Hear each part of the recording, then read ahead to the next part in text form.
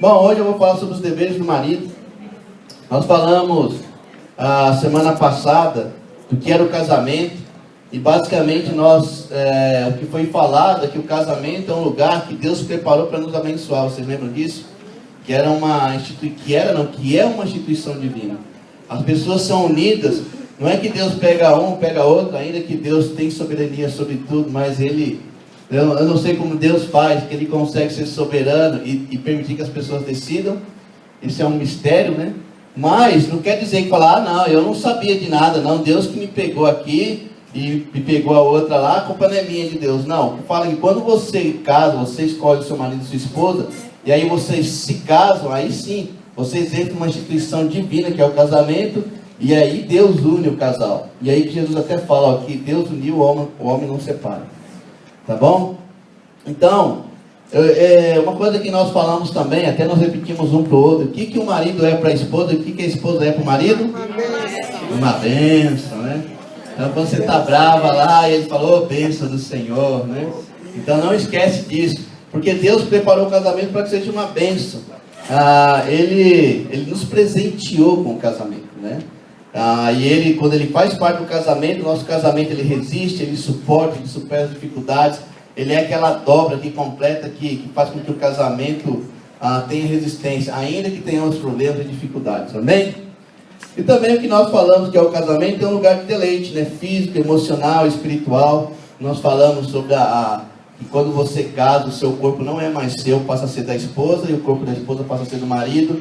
E tocamos até na questão do relacionamento sexual, é uma coisa que a gente vai aprofundar mais lá na frente, e é extremamente importante isso, tá bom? E terminamos com o desafio, a escritura de Hebreus 13:4, ele nos dá o desafio de honrar o casamento, tanto nós como o mundo, né? O mundo deve honrar o casamento, porque o casamento foi Deus que criou, e tudo que Deus criou deve ser honrado. Mas infelizmente, assim como o homem destrói a natureza, né, que foi criação e obra de Deus, também tem destruído os casamentos. Só que nós, os casados e que temos a fé cristã, é nosso dever honrar o casamento, não é? Isso é um bom exemplo para todos. Amém? Então, já colocados os conceitos, né? E nós até falamos sobre, na segunda aula, se não estou enganado, nós falamos sobre deveres, você lembra? Então, abre sua Bíblia aí comigo em 1 Coríntios 7, versículo 3. Queria lembrá-los também que nós temos a tendência de ver a trave, de ver o cisco no olho do outro e não ver a trave que está no nosso olho, né? E que quando a gente fala de dever, a gente sempre pensa no dever do outro, não no nosso. Então, ainda que esse é um papel, que eu estou falando do papel do homem, não fica dando cotovelada, né? O Davi falou que ele não vai trabalhar como médico hoje aqui, se alguém quebrar a costela aí, caso dá uma cotovelada muito forte. Mas tenta focalizar em você, né? Provavelmente, mulher, você vai ver muitas coisas que o seu marido precisa mudar, né? Mas vai chegar a sua parte também. Mas assim, o que eu queria é que o homem focalizasse naquilo que precisa mudar e humildemente peça ajuda da sua esposa. E aí sim você pode falar, né? Se ele não tiver essa atitude, seria bom você talvez conversar, mas sempre com a intenção de, poxa, a gente quer glorificar Deus, então vamos ter esse tipo de conversa. Não quer, Marcos falou isso, então você tem que fazer isso. Se isso resolvesse, irmãos, todos os casamentos seriam uma maravilha, né? Porque a nossa tendência é, você tem que fazer isso, irmão, você também não faz, se você fizer. Então acusar e só falar, nós temos muita graça para conseguir levar em frente nossos casamentos. Lá em 1 Coríntios 7, versículo 3, diz assim: o marido deve cumprir os seus deveres conjugais para com a sua mulher, e da mesma forma a mulher para com o seu marido. O marido, versículo 3, conceda à esposa... desculpa, eu estou falando uma versão agora na João Ferreira de Almeida, que eu acho importante. Essa versão fala assim, a mesma escritura: o marido conceda à esposa o que lhe é devido, e também semelhantemente a esposa ao seu marido. Então, você lembra quando eu falei sobre a palavra devido? Até no grego ela é opheileo, alguma coisa assim. Mas essa palavra, literalmente, que ela significa de dever dinheiro. Então, o que eu falei naquele dia, eu quero reforçar. Então, quando eu falar do dever do marido, é uma coisa que você está devendo, que você tem que fazer. Quando você entra no casamento, precisa ser feito. Você entra com essa dívida, não é? Normalmente, a gente cobra os nossos deveres. Ah, não, eu aprendi que o dever da minha esposa é me fazer feliz, e aí a esposa, aprendi que o dever do meu marido é que ele me faça feliz. Aí o que a gente faz? A gente focaliza no nosso benefício, né? O que eu quero falar para vocês, essas aulas, cada um tem que focalizar naquilo que deve. Eu preciso fazer isso com a minha esposa. Eu preciso fazer isso com o meu marido. Isso faz uma diferença tremenda. Você lembra daquele servo impiedoso? Essa parábola está lá em Mateus 18, 23 e 25. A palavra do credor, é a parábola do credor incompassivo. A história o que fala? Um homem devia muito a um rei, não tinha como pagar. O rei foi lá, mandou, prender o rapaz. E ele clama, e ele ajoelha, e ele consegue colocar todas as suas necessidades ao ponto de convencer, Aí o credor, ele tem empatia, E ele fica tão constrangido, falando, não, eu vou perdoar a sua dívida, e perdoa. Aí o que esse sujeito faz? Caminhando, ele encontra alguém que devia muito menos. Aí ele vai lá e manda prender, e ele é incompassivo, ele é duro. E ele não perdoa a dívida. E isso gera o que no coração do rei, Quando soube, ele manda prender aquele e fala, poxa, eu tive compaixão de você e você não teve o mesmo. Por que eu estou falando isso? Que nós somos bons credores. A gente sabe cobrar a nossa dívida, Você me deve isso, você me deve respeito, você me deve amor, você me deve submissão, você me deve aquilo outro. Mas a Bíblia nos chama a ser bons pagadores, a ser bons devedores, No sentido, quem é o bom devedor? É aquele que paga a dívida, não é? Então, irmãos, pensa nisso. Isso aqui é para cada um. A gente precisa aprender a ser bons pagadores. Então, que Deus nos ajude no discernimento, desse equilíbrio entre o que eu tenho como dever e o que eu tenho como bônus, O ônus e o bônus, aquilo que é meu dever e aquilo que é meu direito. Então, que a gente tem equilíbrio. Você tem direito como esposo, você tem direito como esposa, mas tem um equilíbrio, porque você também tem dever como esposo, tem dever como esposa. Tá bem? Tá claro essa parte? Os nossos deveres? Ok. Vamos lá para Efésios 5, então, versículo 22 a 28.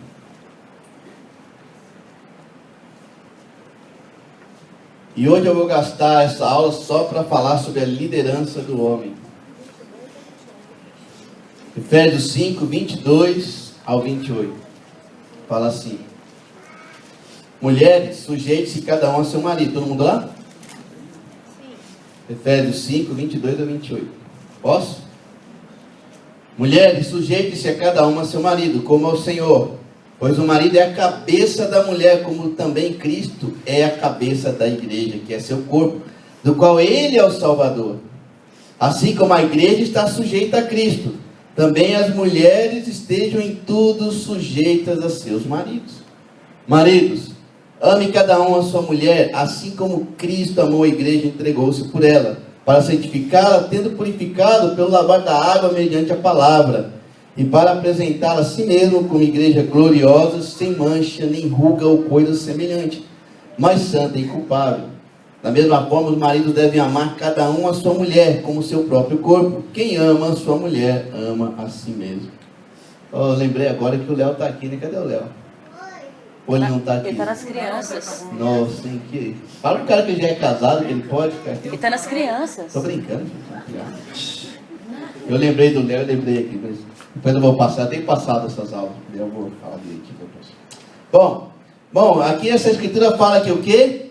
Quem é a cabeça da mulher? O homem. Irmãos, é verdade, está na Bíblia, não é? Algumas mulheres falam, mas a mulher é o pescoço, faz a cabeça aí onde quer, Eu vou falar um pouco sobre isso.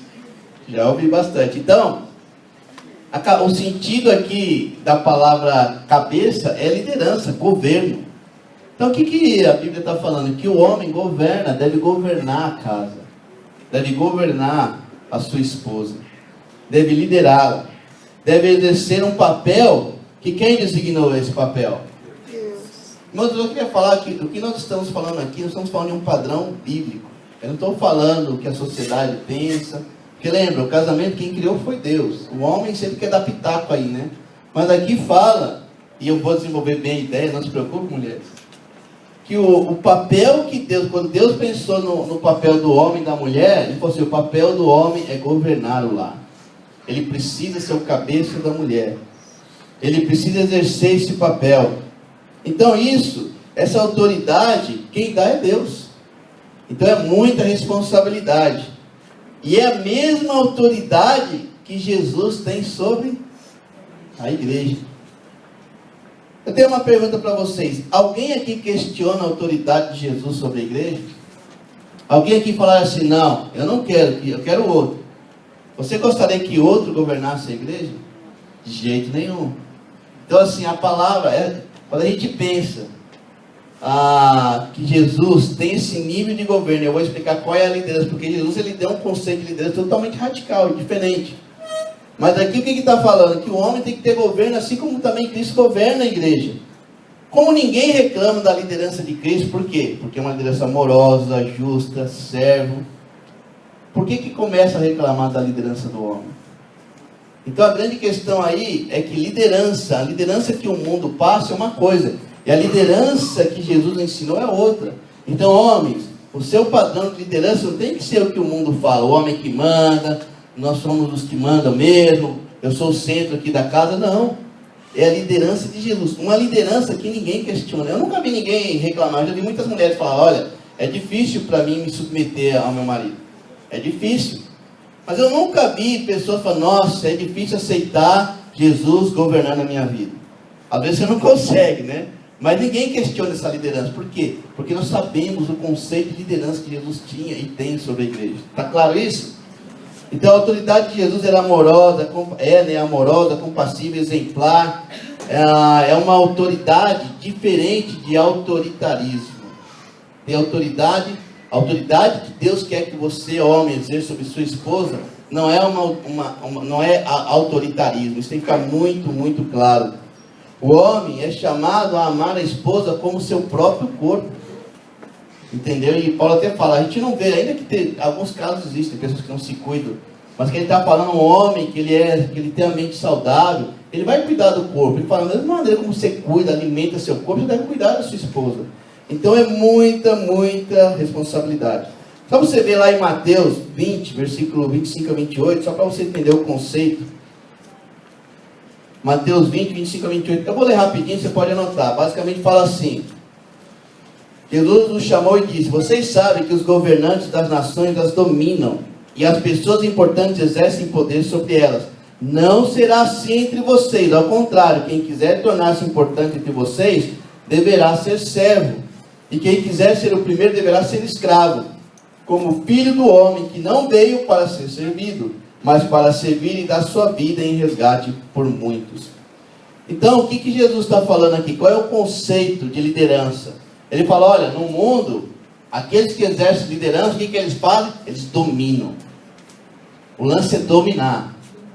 Mas ele fala, mas entre vocês não sejam aqui, porque a questão aqui era, Jesus, quem vai ter mais autoridade? Quem vai ficar do seu lado direito ou esquerdo? Que são lados de autoridade.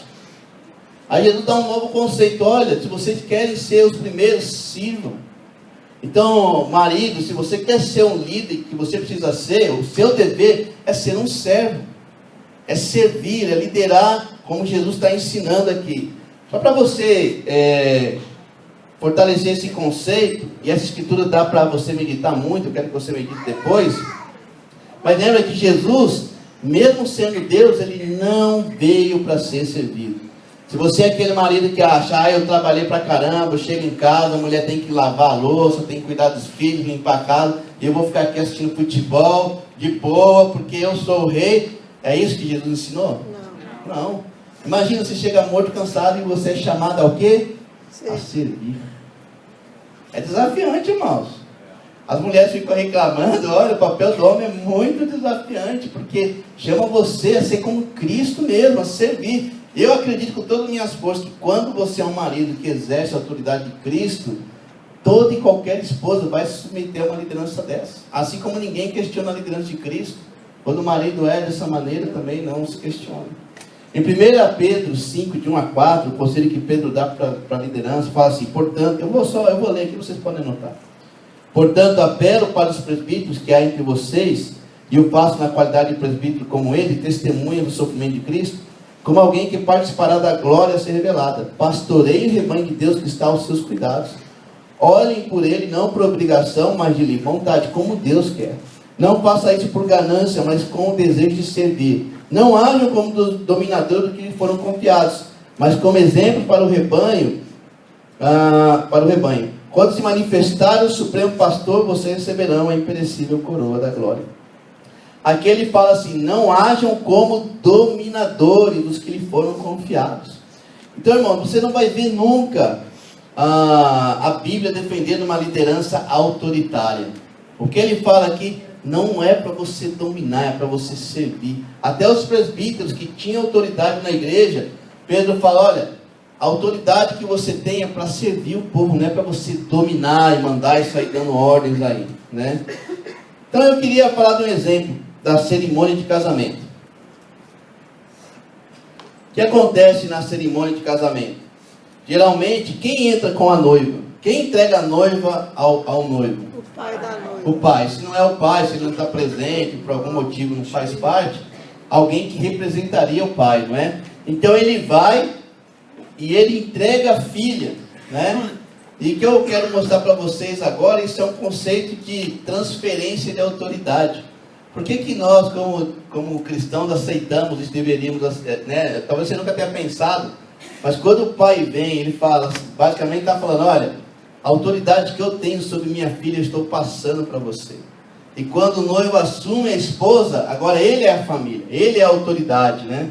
O propósito, e quando a gente pensa, e eu estou falando num ambiente ideal, irmão, quando a gente pensa num pai, quando ele está lá, né, cuidando dos filhos, qual é o ideal, qual é o propósito de um pai que cuide de seus filhos?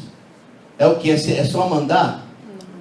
Não, essa autoridade, a finalidade dessa autoridade é zelar, né? Infelizmente, e tudo que eu estou falando, irmãos, Deus tem um plano e por causa do pecado do homem as coisas foram sendo desfeitas. Mas onde o lar, o pai, ele é amoroso, ele assume, ele lidera, os filhos se sentem mais seguros. Você pode ver, a sociedade tem sofrido com lares disfuncionais, né? Sofrem muito. Então nós, como cristãos, estamos sendo chamados a quebrar isso, a trazer o sentido do casamento. Então, se você zela pelo seu casamento, você lidera pelo seu casamento, os seus filhos são abençoados, né? E aí, quando você casar, se você for pai de menina, e você levar, ela sabe, ela tem um conceito de autoridade amorosa. Muitos de nós, irmãos, somos frouxos com nossos filhos, porque o conceito de autoridade que nós tínhamos dos nossos pais é uma autoridade bruta, né? Violenta. E aí a gente fala: não, com meu filho eu vou ser completamente ao contrário. E aí você, né? Você não tem autoridade sobre o seu filho. Então, não é nem uma coisa nem outra, é seguir o padrão bíblico. Então nós precisamos ter autoridade. E o propósito da autoridade é abençoar, não é condenar. Olha como Deus leva a sério a autoridade do pai e depois do marido. Números 30, versículo 2. Presta atenção sobre esse conceito de transferência. Por que eu estou falando isso? Como a gente está voltando a coisas básicas, eu quero que você entenda que o dia que você pegou ali a sua esposa, você assumiu uma responsabilidade, um dever diante de Deus, de liderar e de ser a cabeça do seu relacionamento. Então, Números 30, versículo 2. Preste atenção sobre a questão de voto. Quando o homem fizer um voto ao Senhor, ou um juramento que o obrigar a algum compromisso, não poderá quebrar sua palavra, mas terá que cumprir tudo o que disse. Números 32. Então, um homem fez a promessa, ele tem que cumprir. Está aí? Entendeu essa parte? Agora vamos no versículo 3 a 5. Quando uma moça que ainda vive na casa de seu pai fizer um voto ao Senhor, ou obrigar-se por um compromisso, e seu pai souber do voto ou compromisso, mas nada lhe disser, então todos os votos e cada um dos compromissos pelos quais se obrigou serão válidos. Mas se o pai proibir, quando souber do voto, nenhum dos votos ou dos compromissos pelos quais se obrigou será válido, o Senhor a livrará porque o seu pai a proibiu. O que nós vemos nesse voto agora? Ela prometeu e acabou? Não. Quem tem que validar? Os pais. Eu quero falar para você, quando Deus estava falando para Israel o conceito de casamento e família, ele fala: olha, a filha, que morar com o pai, ela está sob a autoridade dele. E olha, irmãos, as mulheres eram, se homens não defendessem as mulheres naquela época, ia ser triste. E Deus está falando um cuidado especial. Olha, o pai, você tem que ter autoridade. E nesse caso, se ela prometesse algo e o pai discordasse, Deus nem ia cobrar dela, porque Deus está vendo quem? Quem é a autoridade aqui é o pai. Está claro isso? Ainda que muitos não gostem, eu estou falando que está aqui, a gente vai tirar princípios disso, né?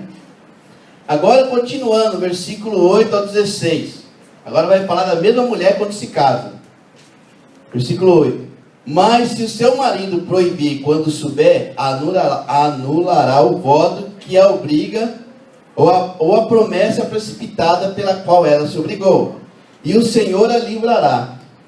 Qualquer voto ou compromisso assumido por uma viúva ou por uma mulher divorciada será válido. Eu vou falar um pouco sobre isso. Se uma mulher que vive com seu marido fizer um voto obrigar-se por juramento a um compromisso, e o seu marido souber, mas nada lhe disser e não a proibir, então todos os votos ou compromissos pelos quais ela se obrigou serão válidos. Mas, se o seu marido os anular quando dele souber, então nenhum dos votos ou compromissos que saíram de seus lábios será válido. Se o seu marido os anulou, o Senhor a livrará. O marido poderá confirmar ou anular qualquer voto ou qualquer compromisso que obrigue a humilhar-se. Mas se o marido nada lhe disser a respeito disso até o dia seguinte, com isso confirma os seus votos ou compromissos pelos quais se obrigou. Ele as confirma por nada lhe dizer quando os ouviu. Se contudo os anular algum tempo depois de ouvi-los, ele sofrerá as consequências de sua iniquidade.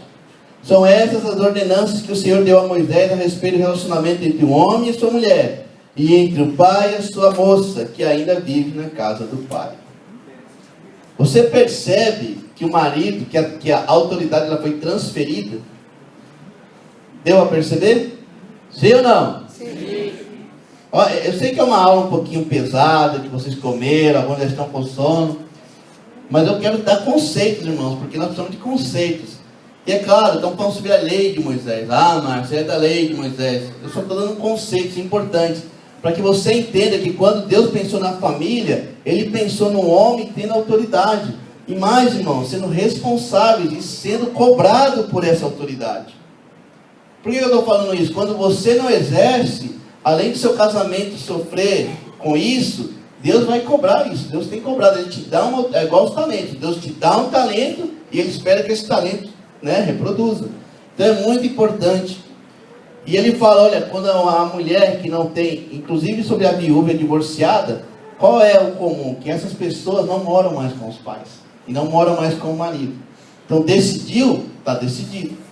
Você não vê ninguém anulando lá, não é? Olha, a divorciada e a viúva. O que ela prometeu, ela tem que cumprir. Quando passou outra vez a falar da mulher casada, o que falou? Olha, se ela prometer alguma coisa e o marido não validar, Deus não cobra isso. Se ele não falar nada e validar, ok, está valendo. Só para você entender como existe essa transferência. Então, homem, quando você recebeu da mão do seu sogro a sua esposa, você recebeu a autoridade dele. Isso é muito sério dentro de Deus. Você precisa cuidar e amar a sua esposa como Cristo amou a igreja. Isso é muito, muito sério. A autoridade, ela é transferida. Queria outra vez. Agora eu quero que vocês abram comigo. Marcos 10, 42 a 45.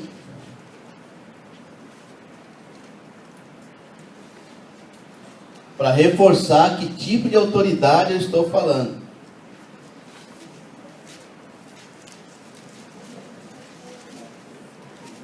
E depois disso aqui a gente acelera, porque a gente já precisa terminar. É a mesma escritura. A primeira eu falei, quem falou foi Mateus, e agora na visão de Marcos. Marcos é um cara muito legal, um nome bonito. É o livro que a minha esposa mais gosta. Aí eu fiquei achando que era por minha causa, não tinha nada a ver. Marcos 10, 42 a 45 fala assim: quando os outros 10 ouviram essas coisas, ficaram indignados com Tiago e João. Jesus os chamou e disse: vocês sabem que aqueles que são considerados governantes das nações as dominam, e as pessoas importantes exercem poder sobre elas. Não será assim entre vocês. Ao contrário, quem quiser tornar-se importante entre vocês deverá ser servo, e quem quiser ser primeiro deverá ser escravo de todos. Pois nem mesmo o Filho do Homem veio para ser servido, mas para servir e dar a sua vida em resgate por muitos. Então, irmãos, é esse tipo de autoridade que a gente está falando aqui. Uma autoridade onde você, homem, marido, você é servo de todos. Imagina você entrar hoje na sua casa e pensar: puxa, eu sou o escravo aqui. Eu tenho que liderar assim, servindo a todos, aos meus filhos, a minha esposa. É esse tipo de liderança que Deus espera. Deus está te colocando, você, então marido, ó, tira a mulher, você que manda, hein? É isso? Não. Servo, você precisa ser servo. Está pensando sobre a autoridade? Pensa como você é com seu filho. Você que é pai, né? Falando para os homens.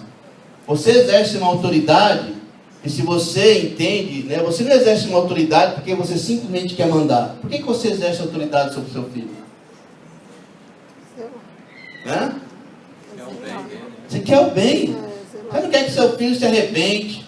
Você quer dar o melhor para ele. Você vai exercer autoridade porque você quer o bem. Pai que não exerce autoridade sobre o filho vai colher o mal. Porque o filho precisa dessa autoridade. É um papel que Deus te deu. Mas quando você exerce, você não fala: eu vou dominar meu filho, ele vai ver quem manda. Quando o pai é assim, ele sai do plano de Deus. Aí a gente vê aqueles históricos de pais violentos, agressivos, que não ganhou o coração. Não, isso não é liderança. A liderança é você ser um servo. É você exercer o seu papel. E ele fala assim, né? Marcos fala que no mundo quem tem autoridade exerce poder. Eu não estou falando assim, ó, você tem poder sobre a mulher. Não. O seu papel no casamento é liderar a sua mulher. É servir. Liderança igual a de Jesus. Mega desafiante. Vamos lá em Gênesis 21:12. Para você entender bem que o papel da mulher é te auxiliar, e você deve buscar muitos conselhos, ainda você sendo cabeça. Gênesis 21:12, aconteceu algo interessante. Era uma questão que Abraão, ele teve um problema com a esposa, Sara, né? Sara lhe dá um conselho difícil.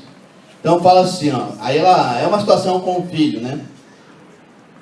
Fala assim: mas Deus lhe disse: não se perturbe por causa do menino e da escrava. Atenda a tudo que Sara lhe pedir, porque será por meio de Isaque que a sua descendência há de ser considerada.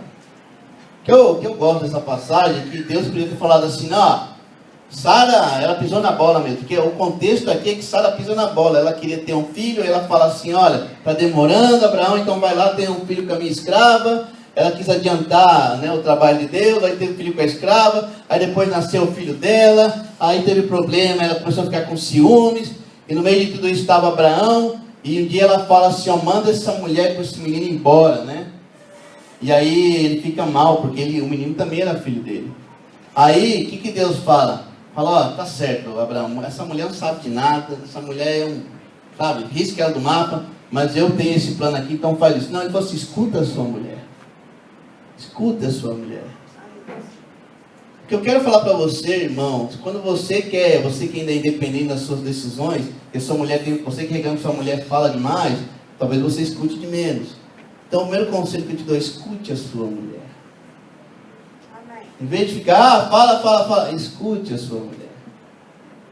Para fortalecer esse conceito, Gênesis 2:18. Escute para o bem, né? Claro. Ainda que a situação aqui, Deus estava no controle, Deus direcionou. Gênesis 2:18.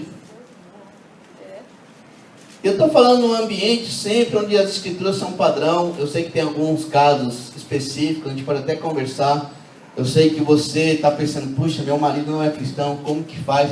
Eu sou completamente sensível e eu sei que é um desafio tremendo. Mas olha, de alguma maneira Deus te colocou nessa situação e Ele vai dar graça suficiente para você saber lidar com isso. Eu não tenho como te ajudar porque eu não vivo essa situação. Talvez eu possa te aconselhar, eu posso te mostrar alguns versículos bíblicos, você pode aconselhar com outras irmãs, Mas eu quero falar para você que seu marido não é cristão, você é uma heroína. Você é motivo do nosso orgulho, da nossa admiração por perseverar tanto na fé e ser tão desafiado, né? Então, assim, quero que você saiba que você conta com as minhas orações. E eu espero que de alguma maneira Deus possa trabalhar e dar um entendimento ao seu marido. E que tudo isso também possa te fortalecer a ter conselhos. Hoje eu vou pregar, vou falar sobre cartas pastorais, eu faço sobre Tito. E você vai ver que no final Paulo fala, olha, faça isso por amor ao Evangelho. Né? Que o seu amor a Deus e ao Evangelho seja tão grande, que ainda que você tenha um esposo que não é cristão, ou que as pessoas te persigam, ninguém pode falar mal do Evangelho, porque você ama a Deus e ama a sua palavra. Então você tem assim nosso respeito. Em Gênesis 2:18 fala assim: então o Senhor Deus declarou, não é bom que o homem esteja só. Farei para ele alguém que o auxilie e lhe corresponda. Então, irmãos, quando Deus criou a mulher, o que ele deu um papel sem importância?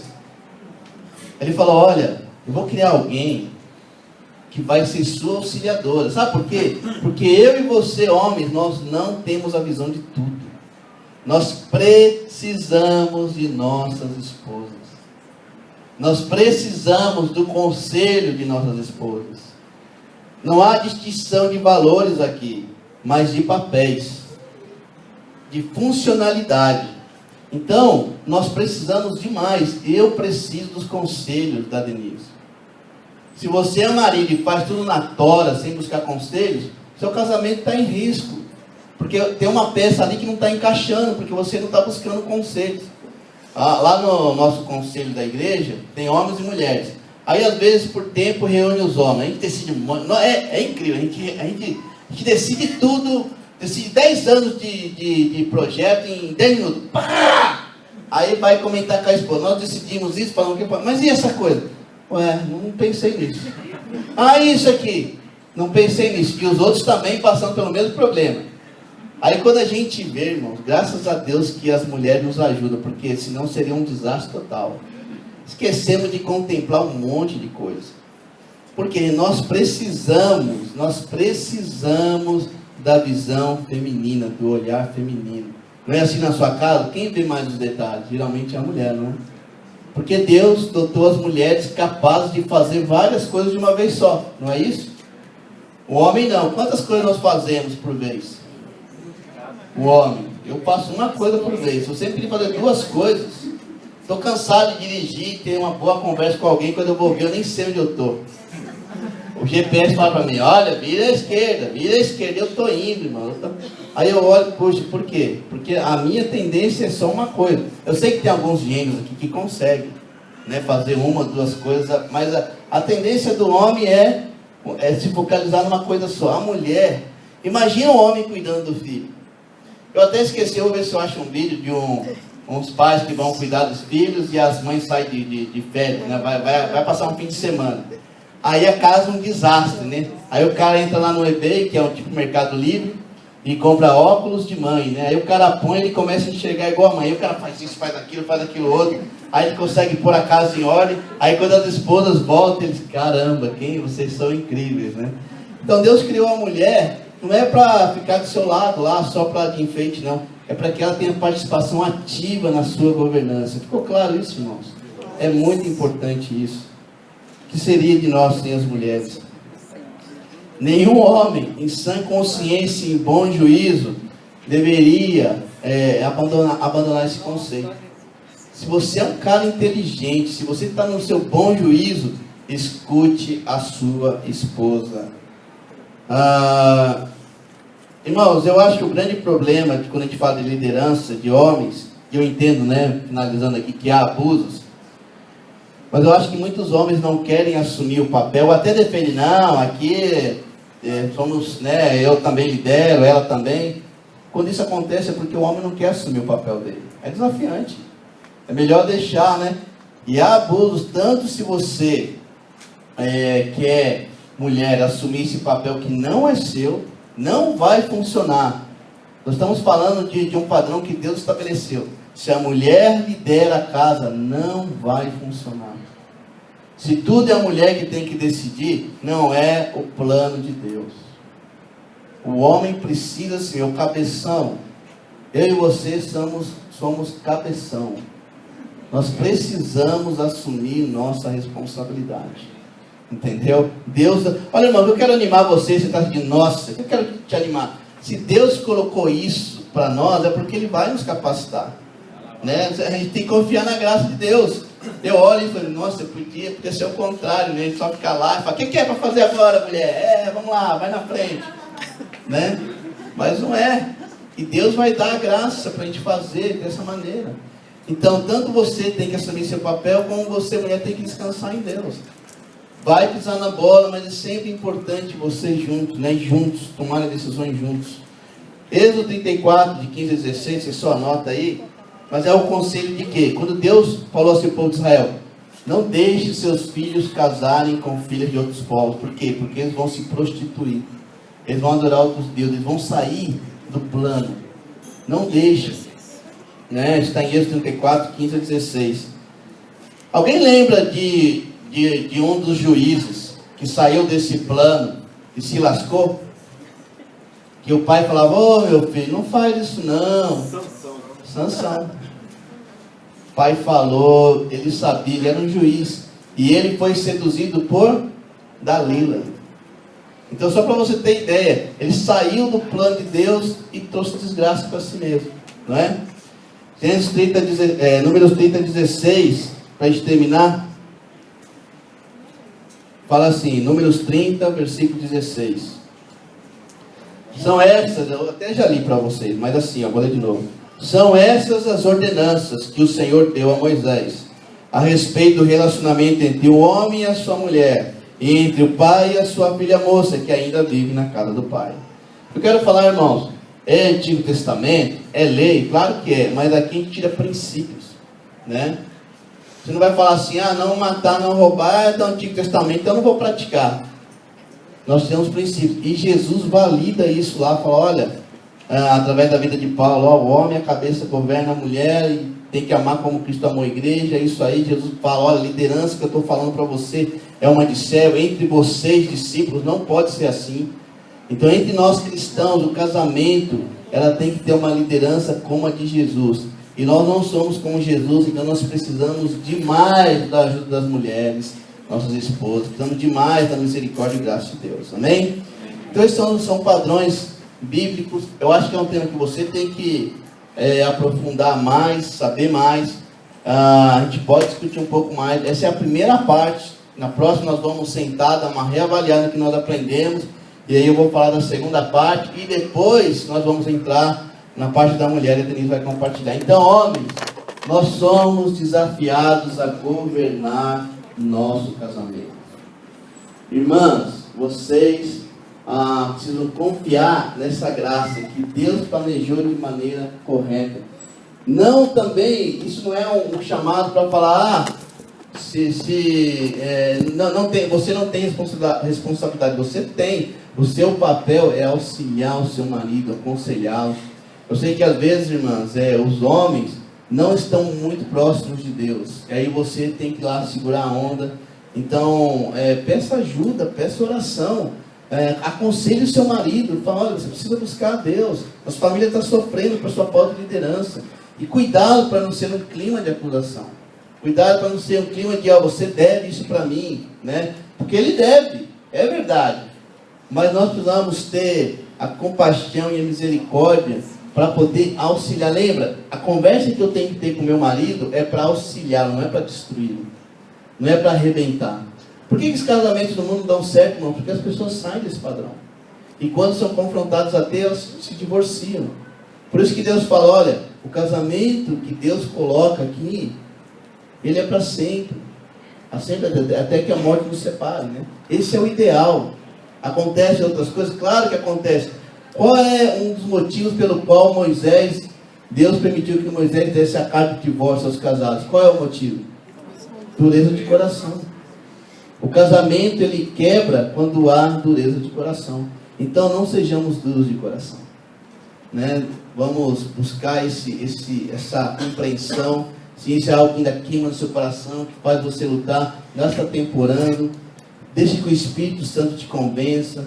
Você, mulher, que o seu marido não está na igreja, peça para o Espírito Santo te conduzir, para te dar sabedoria, para te dar amor suficiente, para que você consiga reverter essa situação. Você não, Deus, mas que você seja um instrumento na mão dele. Obrigado, irmãos. Eu acho importante falar desse assunto, até mesmo para a gente ter solidariedade, né? Com as pessoas que a gente sabe que estão lutando aí por um bom casamento, né? E todo mundo aqui, irmão, nós estamos no mesmo barco sempre. Precisamos da graça e da misericórdia de Deus. Obrigado, até semana que vem. E vocês vão ficar aí para o culto. Um ótimo culto para todos.